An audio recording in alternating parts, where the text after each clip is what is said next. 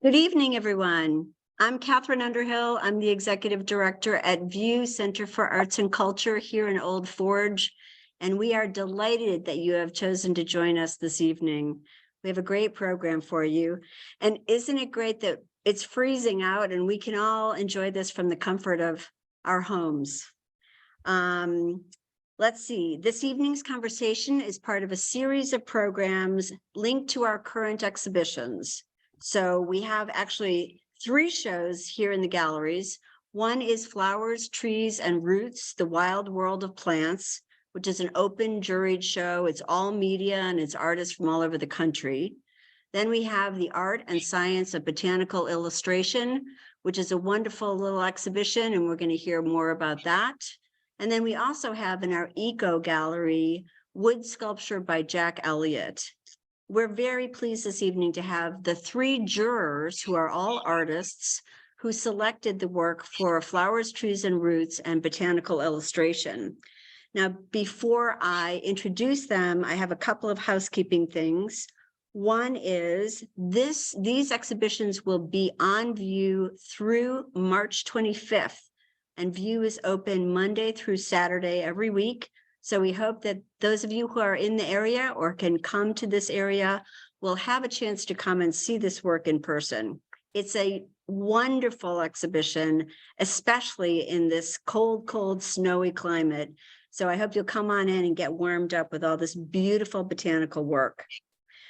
We are also recording this session, and so we'll be adding the link to our website. It'll be a link to our YouTube channel. So you'll be able to find it and share it with friends and colleagues. And then finally, we welcome your questions and comments. And the easiest way to share your thoughts with us is on the question and answer, the Q&A button at the bottom of your screen. So if you would go ahead whenever the urge strikes, and we'll try to incorporate those questions as we go. And if there's time at the end, we'll add some more then as well. Okay? All right, let me introduce our 3 artists, and I'll begin with Carol Woodin. Carol is a painter, and she enjoys spending time outdoors, looking at and making studies of plants for future paintings. Her watercolor paintings have been exhibited and collected around the world. She is director of exhibitions at the American Society of Botanical Artists and is a co-editor of the 2020 book, Botanical Art Techniques, a Comprehensive Guide, published by ASBA and Timber Press. And we're delighted to have Carol with us this evening. Next, we have Cynthia Rice. Cynthia has an enduring interest in plants and their habitats, and the study of botany and art history in college, combined with a career as a landscape architect, combine logically in botanical art for her. And she illustrates the features that a plant contributes to its landscape setting. Her work has appeared in group exhibitions in the US and is represented in private collections in the US and UK. She's been an artist in residence and botanical art instructor at the Adirondack Museum and is currently working on a compendium of native herbs of the Southwestern Adirondacks. That sounds like it'll be very interesting. And finally, Susanah Howland. So Carol and Cynthia are the 2 jurors who selected the work for The Art and Science of Botanical Illustration. And Susanah Howland is the juror for Flowers, Trees, and Roots, The Wild World of Plants. Susanah is a natural science illustrator turned painter and printmaker. She began illustrating at the National Geographic Society, and when her life took her from Washington, D.C., she turned to freelancing, and after 20 years of making drawings and illustrations for publishing houses and science-based nonprofit organizations, she shifted totally and went into painting. She now paints and makes etchings and monotypes, and she works from observation, most often outdoors. Her work is found at the Sloan Merrill Gallery in Boston and in various other collections, including the Concord Center for the Visual Arts in Concord, Massachusetts. So I thought we would begin this evening with the botanical illustration part of what we have on view here at View. And in part because I think botanical illustration, at least for me, is a little bit confusing. And so I wanted to ask Carol if she could maybe give us a little introduction to what constitutes botanical illustration versus, say, a still life. And then maybe you can go from there and talk about some of the work that we have on view. Thank you. And thank you all for joining us. We're delighted to have you here. Well, thank you for the introduction, Catherine. As far as the works we chose for work exhibition, we have both. We kind of use the same criteria that we use in the ASBA for selecting botanical artwork, and I think it's kind of a general description of botanical artwork wherever it's found. So there is a primary focus on botanical accuracy. So the artworks have to have scientific detail included, so that it's not just that there's a lot of detail in the painting, but that the painting's details show the scientific aspects of the plant correctly. So how to identify that plant is shown. There's also an element of technical mastery that's required to deliver that level of detail. And so we look for people to have a real control over their technique, no matter what kind of technique they use, no matter what medium they use. They should be able to control it really well. And then, of course, there's an aesthetic aspect, and we'll talk about those when we start talking about the work that we're going to look at tonight. So we like those three elements, and we like them all combined, but there's also sometimes this extra factor that kind of, you get all three of those things going, and they combine into just this wow factor where you have to look close to the work, you're pulled right into it. So, and we kind of look for a unity, and that is what we're looking for. So, you know, botanical illustration, mostly in the early days, it was mostly in service of science in some way or another. It was based on scientific monographs, subjects of scientific interest, and sometimes specific collections of plants. And though scientific illustration, of course, is still being done, botanical art itself has expanded. And the majority of botanical artwork created today isn't done for a scientific work. It's done to hang on people's wall. It's done for its aesthetic pleasures that people get from looking at these scientific paintings on the wall. So there's been a revitalization of the art form, and it's really a surprise to me as well as it is of everybody else. And there are literally thousands of people doing botanical artwork around the world. There's so many opportunities to take classes and learn more. And almost every medium is being used in botanical art now too. So if you're an acrylic painter, an oil painter, and you think it won't apply to this kind of work, it really can, and there are people doing it. So I'll start to talk about, and Cynthia is going to talk a little bit more about the scientific aspects later, but what we'll do is we'll dive into this Narcissus painting, which I think while I was sitting here looking at it, I was thinking of how much it makes me hopeful for spring. And it was a good one to start with. And I love this painting. I think it's a very good illustration of kind of where botanical art has been and where it's going, because it is a really good scientific painting, but it's also just aesthetically very satisfying. So it's got four separate elements, and even in spite of the four elements, it's really unified. And she's balanced it by placing a flower at each end.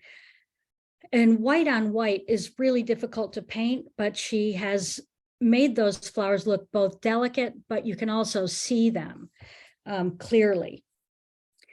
And the other thing, a couple of the other things I like about this painting, there's this, you have the bulb on the left with the roots poking out and the little shoots coming out. And I don't know how many of you have gone to your garden center in December and picked up these paper whites, and you pick it up out of the basket and it's kind of crumples and crinkles.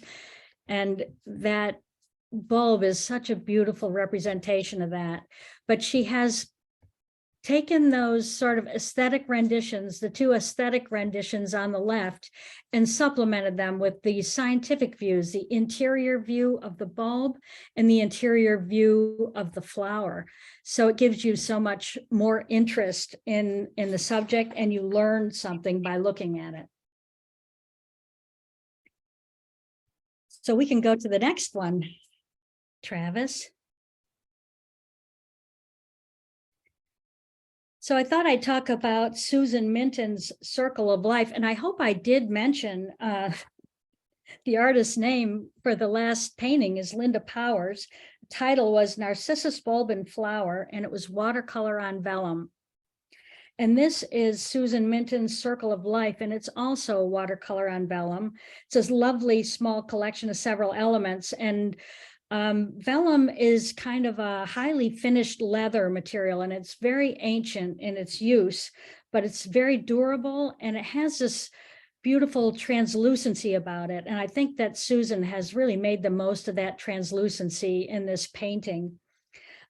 She's used a combination of plants, and she's got a little thrush's egg and a bee in it to kind of unite flora and fauna.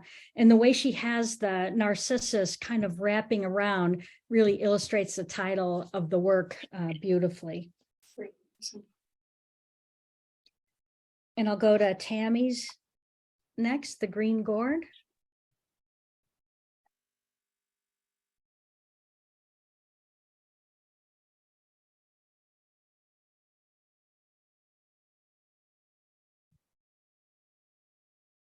It's nice to get a view of the way everything looks on the wall. I'm going to just talk a little bit about these two works by Tammy McEntee. And the one on the left, Green Gourd, it's a colored pencil and graphite on paper. And I would call this a plant portrait. It's a close-up of one single gourd, but you can see how detailed and how chunky it appears on the paper. It's also very active. I like the bend in the gourd, and I think that it really needs that stem it's got above it to anchor it. It's got three elements. It's got the gourd, the stem, and the little tendrils there that are all crumpled up. And I don't think this artwork would be the same without all three of those elements. I think that little crinkly stuff starts to kind of gives a counterweight to that heavy gourd. And then the other drawing called Season's End, which is right conveniently next to it, is a whole different kind of botanical artwork. And this I would call a full season drawing. And you can see it's almost an uprooted whole plant. And it starts with the roots, it kind of coils around. It shows the fruit fully developed, and it shows how it grows. So you also learn a lot about this plant by looking at this drawing. I think it's beautifully balanced too. And then we'll move to the ruddy dagger wing.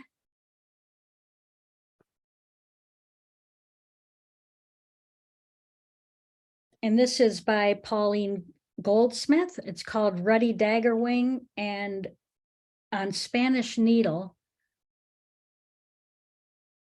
there. And isn't that lovely to look at? I just wanted to mention that these were, Pauline lives in Florida, and these are native plants. It's she called it Spanish needle. It's also called beggar's tick. And then this ruddy dagger wing, they're both native to Florida. And it's a beautiful rendition of some of the native plants and butterflies that we have. I'm going to pass it to Cynthia because she would like to speak about this and others. Yes, you hit the nail on the head. Can you pan out, Travis, and show us all three side by side? Because I want to illustrate or discuss how the three pictures illustrate the interdisciplinary nature of botanical art, and the fact that all arts are interdisciplinary to a certain extent, and And with botanical art, it's mostly science and art, as the title of the show says. And botanical art has a millennial long history that started with a lot of it was medicinal uses of plants and the importance of being able to identify them properly when you were you were going from one monastery to another and you wanted to make sure you had the right one to treat the problem or to poison the enemy. So it evolved. It was a great documentary of the explorations in the 16th century, bringing back exotic plants and showing off their accomplishments. So, but today, one of the trends, the strong trend is the science is natural history. Botany, conservation, biodiversity, ecology are important features.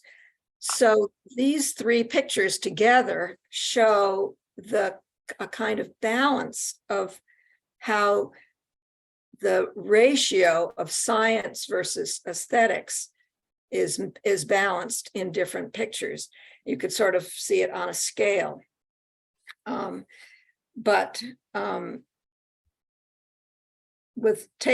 First of all, looking at Pauline's picture, the ruddy dagger wings on Spanish needle. Spanish needle, as Carol pointed out, is a real mainstay of habitat for insects in Florida.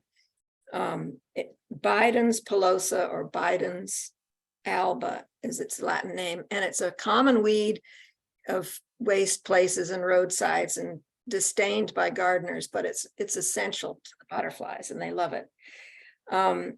So here you have Pauline meticulously identifying the dagger wing, both fore wings, front of wings, and back of wings. There's absolutely no doubt about its identity, and the same with the plant. It's rigorously accurate and yet beautifully rendered, and your eye travels around through the picture and you can look at it forever. So next to that is Margaret Wilson's Monarchs on Joe Pyeweed, which is giving us a very similar information, but adds a little drama or theater with her. You can tell it's a sunny day with the background. And there's even a hint of a breeze blowing through with the way that flower on the right is bending over. I think maybe there's a little music playing in the background. So I see this one as much more of an aesthetic focus, but still very accurately rendered. And then we move on to another piece by Margaret Wilson, Daylily with Male Swallowtail. And it's just as simplified as Pauline's. She's edited right down to one butterfly and one flower. It is one butterfly, just checking. But it looks like she's not really paying as much attention to the identification as she is to the aesthetic focus, because she's taken, instead of flattening out the butterflies and showing each marking, she's got a shaft of light coming in from the left for a little drama. And she's taken that very dramatic background and made it dark and strong. And it looks almost like a piece of sculpture, the way she shows it here. So I invite you to kind of have to decide what you think, where these things fit in their scale of botany or science versus aesthetics. But I think that it's a good combination. And I think putting them all together like this, it perfectly illustrates the title of the show. So are we going to move on to the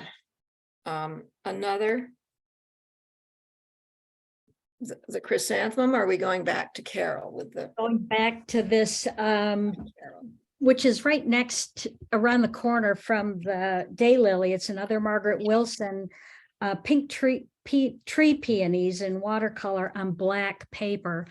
And what I really would like to point out about this is how she has so beautifully conveyed the texture of those petals. Peony petals are notoriously difficult to capture.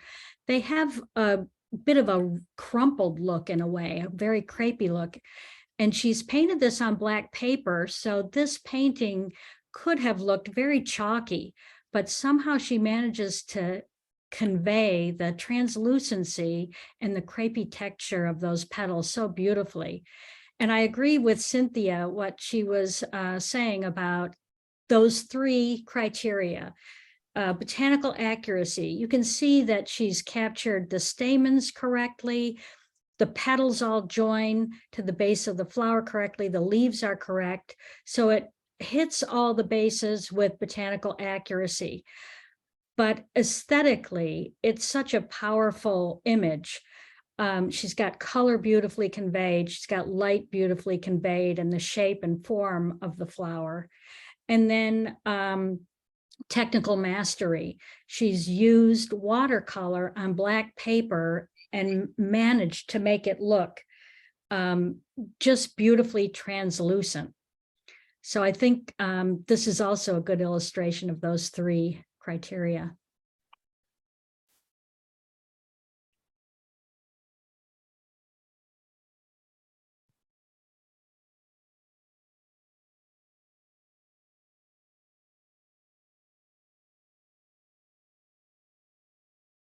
Here's another picture that looks like it's coming at us through the eyes of a pollinator. Can't you just, you almost feel like you have wings and you're flying right into that choice, inviting center where all the goodies lie. It's reinforced by, if you pan out a little bit, you've got these curving petals kind of luring you in, and it's very quiet. It's very, again, edited right down to black and white graphite, but beautifully sensual. And it just says, and you can easily identify the plant. You've got a little bit of the leaves and the petals, and you know it's a chrysanthemum. So, but you have this sense that the insect is there, even though it's in the background, perhaps, or off stage. And I think that the quiet, intense focus on that center of the flower, it's well named. The title is Intensity. May I ask a question of you two ladies who were the jurors for Botanical Illustration? I'm curious, since there is this sort of overlap in terms of the spectrum of more science and detail versus the aesthetic considerations, I'm wondering if you found yourselves having to eliminate works that were not botanically illustrational enough, if you will, not science provoking enough. Do you understand my question? Because even in this exhibition, those that you've selected, there is a range of science specificity, if you will, and some, as you've pointed out, some that are more aesthetically focused than scientific. Did you find yourself in a position where you had to make some choices along that spectrum? I don't think there's any doubt that with us, that you absolutely have to be scientifically accurate with your paintings. And because there's another term that we use, and it's called a flower painter. Isn't that what we call it, Carol? It's where it's a very decorative, beautiful picture, floral painting, but it doesn't have all the facts. It has only the beauty, and it focuses only on the beauty.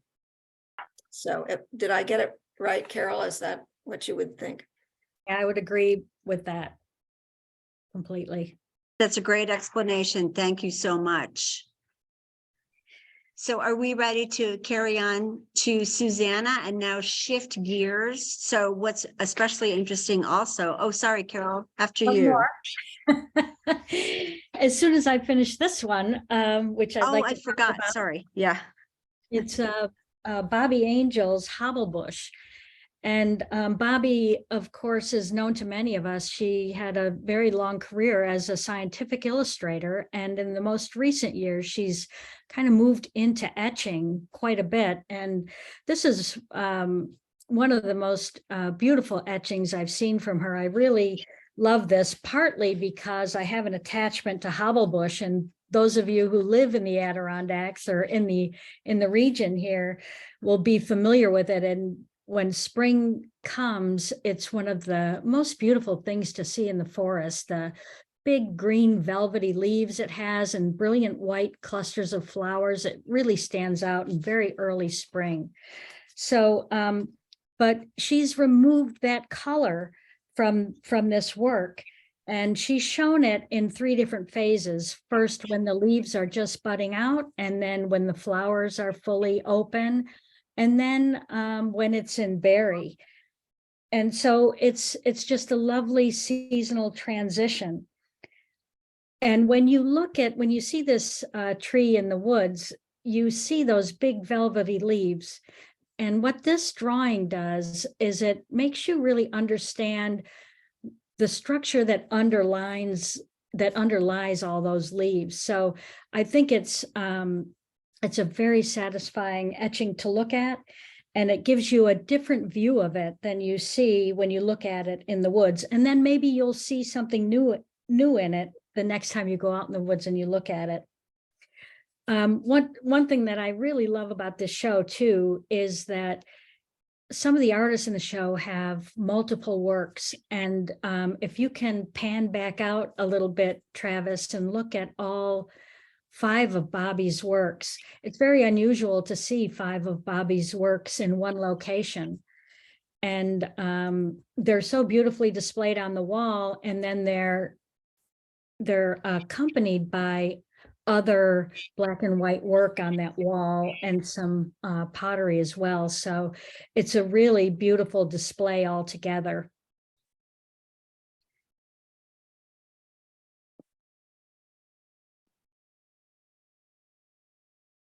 And I will hand it over. Whoops, sorry. I just wanted to comment.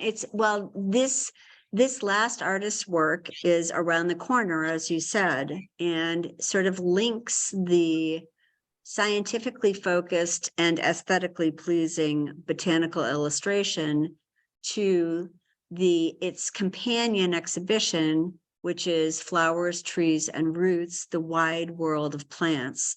So I just wanted to point out that as you move through the galleries, you have this sumptuous, fabulous, green, lush exhibition, which is just fantastic and such a nice respite from the beautiful but very chilly outdoors that we have here in Old Forge right now. So I'd like to turn it over to Susanah Howland, who will take us through her choices, and she's doing it in pairs, which I think will be quite interesting. This is Susanah Howland talking about Flowers, Trees, and Roots, the Wild World of Plants. Thank you, Catherine. It's great to be here tonight, and it was an absolute pleasure to participate in the selection of work for Roots, Trees, and Flowers. Unlike botanical illustration, which has well-defined criteria that it must meet, my job was fairly subjective and very open-ended. We had over 300 submissions for this show, and there was an amazing amount of very thoughtful, very strong work.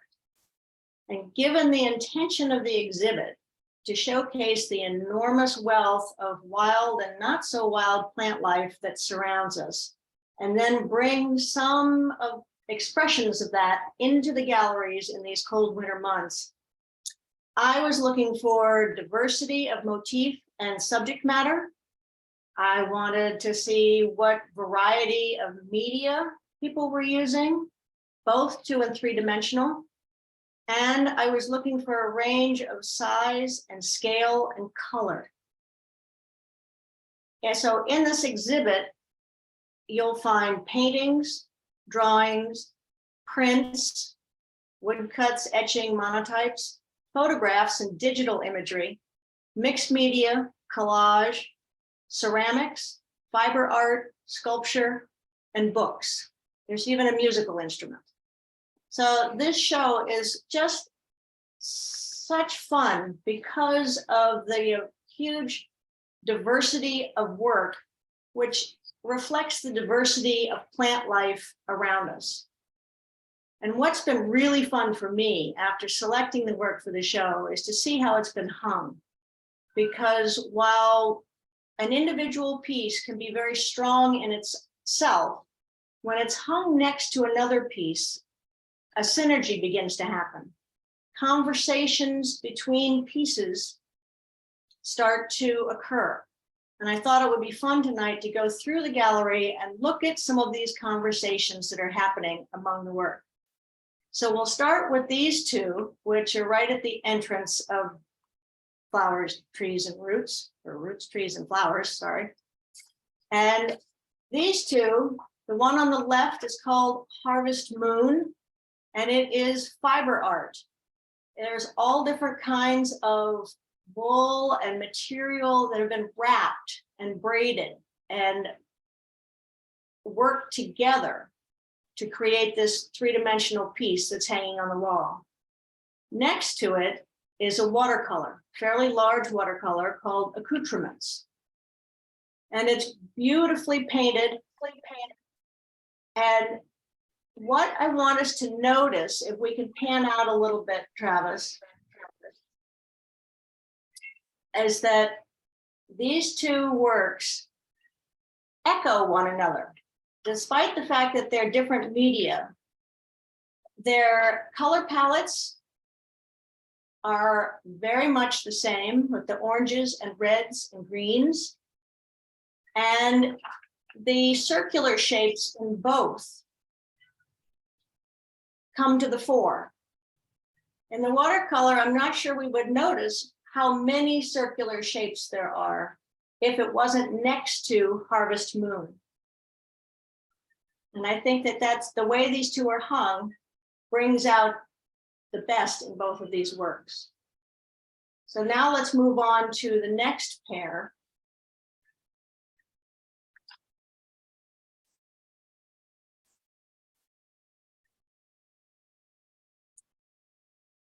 Which are two very different works. We're going to be talking about The Sound of Nature, which is the stringed instrument on the right. And the two, that's the first one. And then we're going to look at it in conjunction with the true mixed media pieces called Swipe Right and Cyanotic Ritual, just to the left of it. Both of these works manipulate a recognizable object. In The Sound of Nature, the artist has constructed a musical instrument, but she has drawn and engraved on the face of it the Indian pipes, mushrooms, ferns, all the things she found in the woods. It's almost as if you can hear the sounds of those plants growing and moving in the wind. You can actually play this as well, or strum it a little bit. The other pieces, Swipe Right and the Cyanotic Ritual, are a deconstruction, opposite of the construction. In this work, which includes gel transfer, acrylic, metal leaf on wood panel, the artist has taken the idea of a painting with it within its frame and has altered it.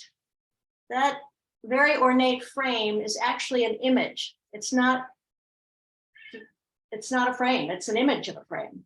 And the flower within it has got marks across it. And he has made these two works make us think of something else. And whether it is the decomposition of plants and of objects that happens, I'm not quite sure. But what I love about these two pieces is that they provide a nice contrast. They oppose one another, a construction next to a deconstruction. And now we can move on to the next pair.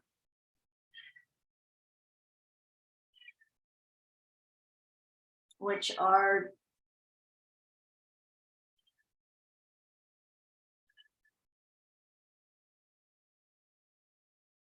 there we go. This one is called Two Trees in the Japanese Tea Garden, San Francisco, and it's a watercolor. It's opposite it is a mixed media collage, and they're hung on different walls. They face one another.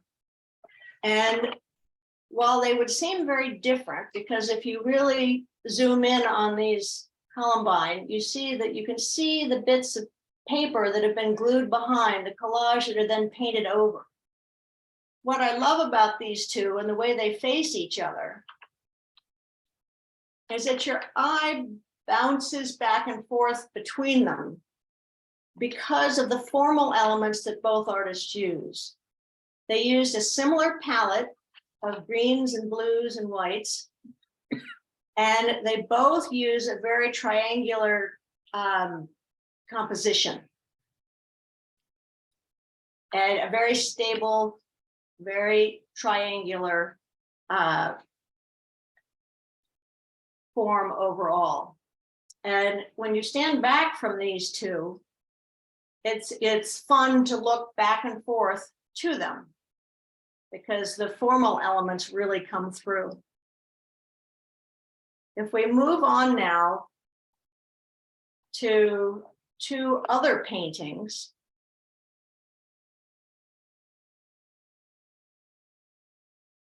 These two here, one is a very small painting by Talia Drury of mushrooms and the forest floor. It's very small, very intimate. You almost want to be careful where you put your feet. You don't want to step on it. The other painting is much larger. It's acrylic. It's very colorful and bright. And it's basically nature inhabiting a man-made space in a very grand way.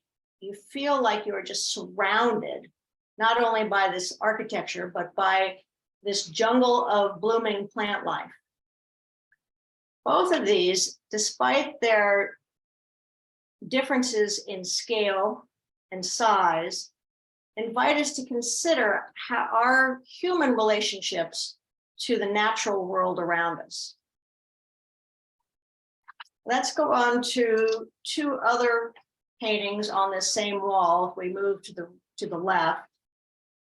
Susanna, Yeah. may I insert one request that's come through in the Q&A is if you could please mention artists' names as we go. If you have them right there in front of you, I don't have all of them, but I think that would be helpful to the folks who are viewing. Thank you. Sure. These two paintings, on the right is, I think, Shelley Peterson's Chicory. It's a colored pencil, very gentle, quiet drawing. Some might say it could maybe be a botanical illustration. I say that it shows the environment that the chicory grows in a very beautiful, soft-handed way. But it's right next to Rebecca Bissie's Pink Rose, #2. This rose is huge. It's an oil painting. It's about 60 inches by 60 inches, vibrant pink. Both of these are portraits in my mind. And the use of the medium that each artist chose really beautifully conveys the feeling of each work. Both are compelling and call us to look at them. But the difference is between a shout and a whisper. So let's move on now to a couple of others.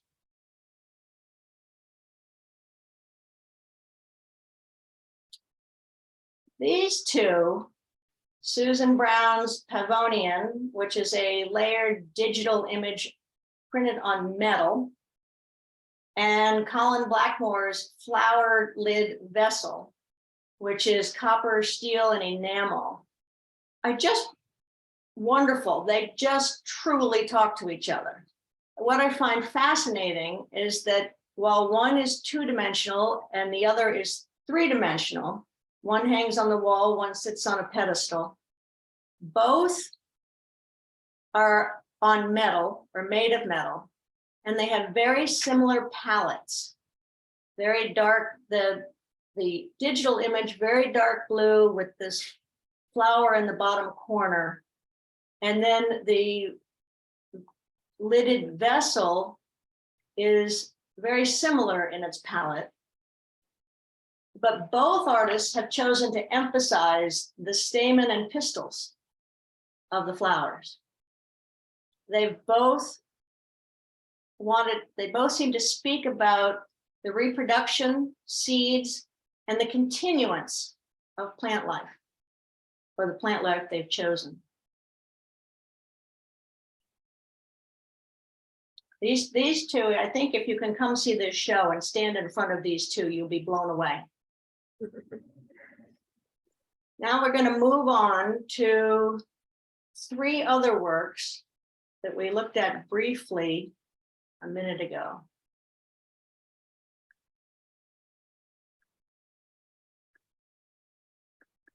While we have camera moving, I want to just thank Travis Kiefer, who is our cameraman this evening. He's actually our marketing manager in his real life, but he's also thankfully brought his photo skills and video skills and equipment to bear on our behalf. So, you know, we're a small team here at View, and we leverage all the skills that everyone brings to the table. And so thank you for bearing with us as he moves around and tries to get the best shots that he can to introduce what's on the walls here to everyone from afar. These 3 works, Carolyn Blazek's Astralis, which is the ceramic sgraffito pot, and Tommy Scanlon's Trillium on the left, which is a tapestry.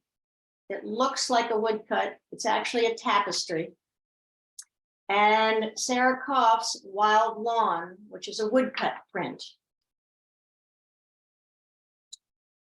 I love the fact that these are all put together because they're 3 different media. They all use black and white, very limited palette. And the most marvelous thing about the 3 of them together is that they're all made by initially carving out. The woodcut, you're carving out the wood to create the image. In the tapestry, it was based on a woodcut and then woven. And in the ceramic piece, the pot is glazed and then carved through that painted on darker color to expose the white underneath. I think the way these 3 sit together, and they just each emphasize the unique qualities of the medium used. The woven tapestry, when you look up close to it, just makes you want to feel it. And I love the black and white together. Now we're going to move into the next room. And I think Travis has to do a little moving, changing all of his self around. Catherine, did you have a question while Travis is moving? You know, I've been fascinated by the way that you have described the installation of this exhibition. And I just want to recognize there were really a team of people, primarily Kelsey Mayo, who is our new exhibitions manager and couldn't be with us this evening, but she was really the one who ultimately connected what was being installed next to what was going to speak to what in both Flowers, Trees, and Roots and Botanical Illustration. Caroline Welch and Diane Davis also played a role in that. Kelsey was brand new as these pieces were coming in. And so I just wanted to acknowledge the care that's been taken by multiple people in designing the installation, which is of course part of the art, if you will, of making an exhibition like these work so well. And they really do. I hope that you'll have a chance to come to view, because not only do you have all of this rich two-dimensional work, but then in the adjacent gallery, a wonderful exhibition of very massive, muscular three-dimensional wood pieces. So it's really been great to have the work here. I have to say, it's lovely to be able to come downstairs from my office and wander in the galleries and just be refreshed in that way.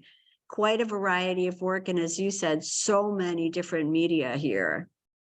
All right, I'm going to assume that Travis, who has been extremely flexible, is ready to go. There. Turn it back over to you, Susanna. Thank you. These next two pieces, Jose Acoa's, I'm not sure I pronounced that correctly, Late Summer Creek on the right, is a fiber art collage. And if Travis can zoom in on that, it's really amazing. There are all these many little tiny pieces of variable fabric that have been scrunched up and applied to the surface to create this woodland scene.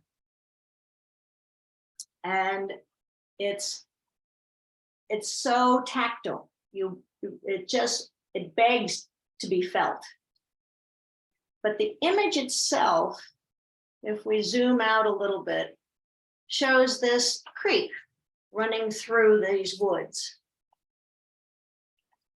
And it looks like it's moving. You can see the rivulets of water. But right next to it is Ralph Blessing's Spanish Roots, a digital photo that, while it is actually of tree roots, could be a stream. It just flows. So again, here we have very different media and subject matter, but a very sympathetic feel.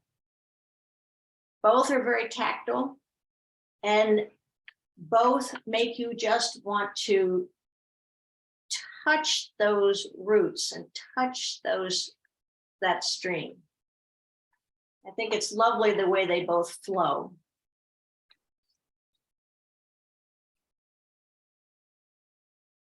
Travis, if you want to pan out to show those two together now, that would be great, just for one more second, because they're really spectacular together.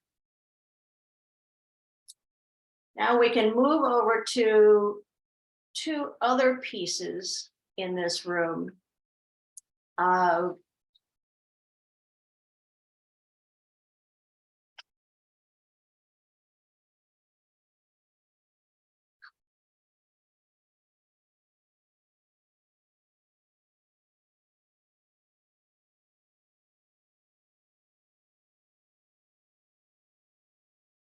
There we go. These two pieces, Melinda Rash made artist books. And the other piece is another ceramic piece by Carolyn Glazek. But the thing that's wonderful, the conversation that occurs here, as I see it, is what they're made of. Both of these objects, the handmade books made of leather, it's stick bound, the pages are handmade paper that are eco-dyed with plant material. Everything in these books is natural. All of the material, the building materials of these books are from nature. In the ceramic piece, again, the vessel is clay.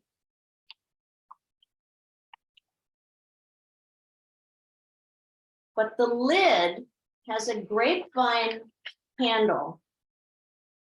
And if you can see it, or the bottom, there we go, the bottom of the lid is wrapped with pine needles.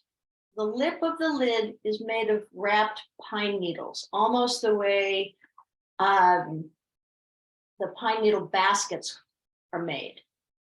So again, here, all of the ingredients of this object come from nature. The pine needles, the grapevine lid, and the clay out of the ground. I think it's really interesting to see these objects next to one another and realize that we can make a beautiful object purely from things that come from the earth. The last two that I want to images that I would like to talk about bring us back to botanical illustration.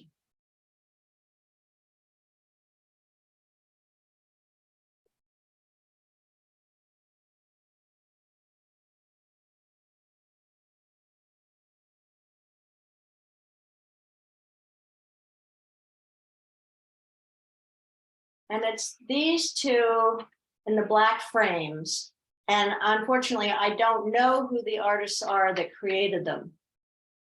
But the one on the left is an etching with chine coulée of a corn husk. And the one on the right is a graphite drawing of a tree trunk and roots. I would say that these two, I mean, that drawing almost looks like a photograph, but it is in fact a pencil drawing. The wonderful thing about these is that they straddle a line between illustration and something beyond illustration. So despite, and what I love about them is that in this drawing, you see all the detritus in the ground. You see the little bits of twigs and leaves and the stuff you see on the ground. It's all right there.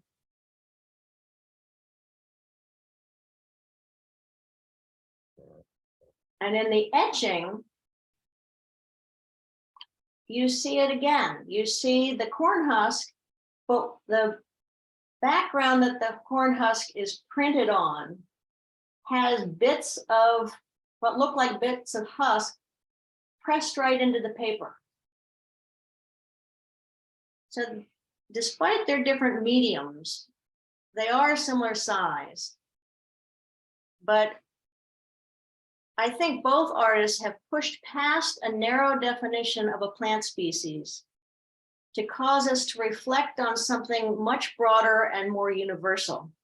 A universal condition, really, of the natural processes of decay and returning to the earth. And I think that's the job of an illustrator. I think it's the job of any kind of creator to make us more aware of what's around us.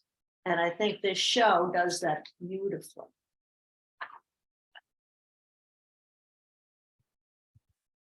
Wow, that was amazing. That was a wonderful walk through the galleries. Thank you very much, all three of you, and what you've shared with us this evening. What a great introduction to the work that's here at View. I'm just gonna check and see if we have any additional questions. Many comments that it's been a very interesting talk, and thank you to all of you artists who served as jurors. I also just want to recognize that's an enormous amount of work, and we really appreciate your willingness to carefully adjudicate the work that was submitted. In Susanah's case, you mentioned that it was more than 300 submissions. That's substantial. So Lot of thank you work. again to the three of you for your work on this. You've helped us create an incredible experience for everyone who visits at View. And by having a virtual talk like this and being able to show you the galleries, it gives you an opportunity to see the work from afar, which is fantastic. Before I let you go, I want to, oh, there goes my lights, but that's okay. Because we have, this is an ecologically sensitive building. And so if you're not moving around in the space, the lights turn off, which is great. We save energy that way. I wanted to mention that the best way to track what's going on at View, and there are lots of things happening, classes, workshops, presentations, and these exhibitions. And we have some performances coming up as well. I encourage you to sign up for our e-newsletter if you're not already receiving that. Just go to viewarts.org and you can subscribe on any one of our website pages. Next up too, I want to let you know our infamous and beloved Chili Bowl is coming up a little later in February, on February 18. That features bowls made by View's independent potters. Those bowls and other vessels will be for sale. And so if you purchase something from the ceramics, you can sample chili. I think we're going to have 17 or so restaurants who are generously donating chili and soup for folks to try. So purchase a ceramic piece from one of our artists and get yourself a sampling of chili. We're going to also be voting for a People's Choice Award. There's a fabulous new trophy that's been made. It is indeed a chili for the Chili Bowl winner. It's going to be very cool, and it's new this year. That's on February 18th here at View from noon to 3. And also on February 24th, we'll be doing a raku firing in the courtyard outside our building. And that's always fun. It includes a lot of different kinds of materials. It's a big fire, gets very hot. Some folks have been making work to go in that raku firing, and you can also purchase work to be fired in the raku firing, which creates an incredible surface on these ceramic pieces. And in conjunction with that, we'll be offering an ice bar. And so lovely time to be outdoors at View on February 24th. And if there's any snow, I'm going to be urging people to make snowmen. So it'll be a creative and participatory opportunity as well. More to come on all these fronts. Again, thank you to our jurors. The three of you did a fabulous job. Thanks to all of you who joined us this evening, and to our team who put the show together, and Travis Kiefer for managing what was a fairly complicated opportunity with 2 cameras and multiple cords. So thank you again, everybody. We look forward to seeing you all again soon. Please come visit us at View. Take good care and stay warm. Good night.